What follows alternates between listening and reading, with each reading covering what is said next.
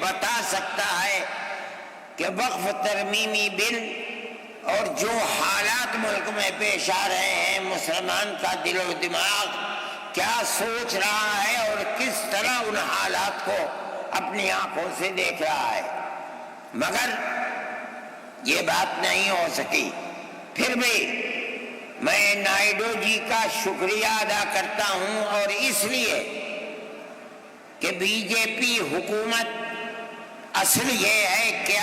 ملک میں ملک کے بسنے والوں نے ہرا دیا اس کو، ان حالات کو ملک نے قبول نہیں کیا، لیکن اپنے دو اتحادیوں کی بیساکھی کے اوپر بی جے پی گورنمنٹ بیٹھی ہے۔ ان میں بڑی مضبوط بیساکھی چندرا بابو کی ہے، اور ایک بہار کے اندر ہے۔ میں نے دعوت نامہ بھیجا، لیکن انہوں نے معذرت کر دی، لیکن اپنی پارٹی کے نائب صدر نواب جان صاحب کو بھیجا یہاں۔ میں اسے بھی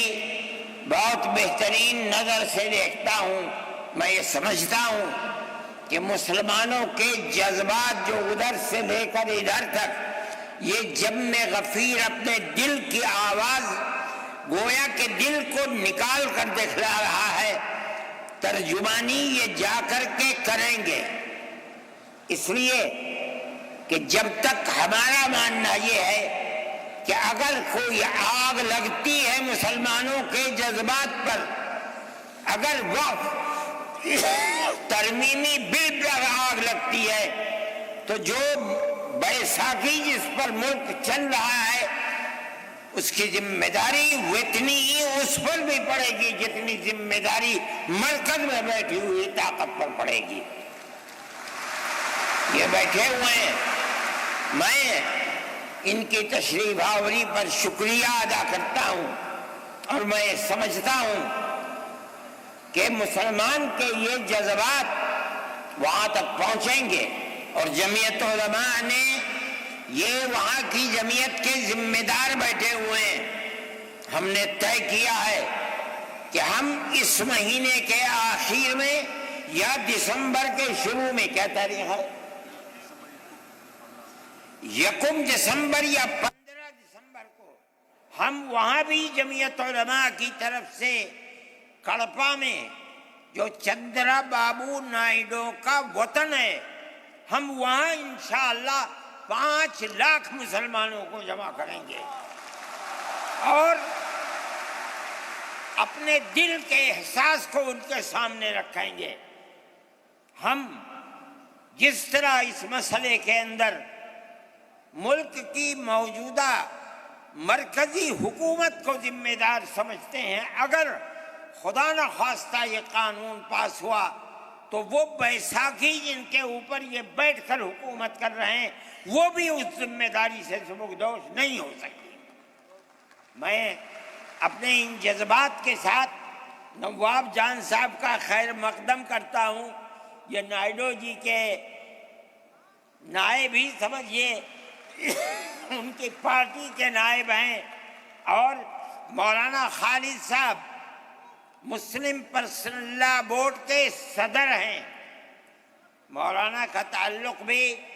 تشریف رکھیں ان تمام مسائل سے ہے جو مذہبی مسائل ہیں اور مسلمانوں کے خلاف اٹھائے جاتے ہیں۔ حضرت مولانا کی تقریر بھی آپ اس موضوع پر سنیں گے، اور سب سے بہترین مسلمانوں کی طرف سے اس بل کے خلاف جو چیئرمین کے سامنے اور مجلس کے سامنے اس مدعا کو رکھنے والے ہیں، وہ ہمارے ورکنگ کمیٹی کے ممبر اور سپریم کورٹ کے وکیل ہیں، وہ بھی آپ کے سامنے آئیں گے، اور میں ان سے یہ کہوں گا کہ وہ اس بل کے اندر کیا کیا وہ زہر پڑا ہوا ہے جو مستقبل کے اندر مسلمان کو نقصان پہنچائے گا۔ ایوبی صاحب، فضیل ایوبی صاحب، میں ان سے بھی کہوں گا کہ وہ آدھے گھنٹے کے اندر اپنی بات کو تمام لوگوں کے سامنے پیش کریں تاکہ یہ سمجھا جا سکے کہ اس بل کے اندر کیا زہر ملا ہوا ہے۔